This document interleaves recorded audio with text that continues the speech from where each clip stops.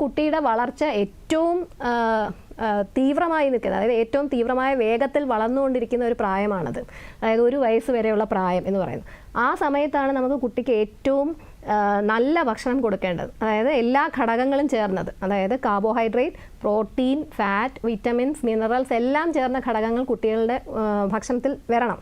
ഇപ്പോൾ നമ്മൾ ധാന്യം മാത്രമായി കൊടുത്താൽ പോരാ, അതിൻ്റെ കൂടെ പയറുവർഗ്ഗങ്ങൾ ഏതെങ്കിലും പൊടിച്ചത് അതിൻ്റെ കൂടെ ചേർക്കണം. പിന്നെ അതുപോലെ തന്നെ വെജിറ്റബിൾസും ഫ്രൂട്ട്സും ഏതെങ്കിലും വേവിച്ചുടച്ചതും ഈ ഒരു കുറുക്കിനോടൊപ്പം നമ്മൾ ഒരാഴ്ച കഴിയുമ്പോഴത്തേക്കും ഇൻക്ലൂഡ് ചെയ്ത് അതൊരു കംപ്ലീറ്റ് ഫുഡാക്കി എന്തായാലും കൊടുക്കേണ്ടതാണ്. അപ്പോൾ ഇതിനോടൊപ്പം തന്നെ നമ്മൾ എപ്പോഴും ശ്രദ്ധിക്കേണ്ടത്, ഈ ഒരു പ്രായത്തിൽ കുട്ടിയുടെ തലച്ചോറിൻ്റെ വളർച്ച ഏറ്റവും കൂടി നിൽക്കുന്ന ഒരു പ്രായമാണ്.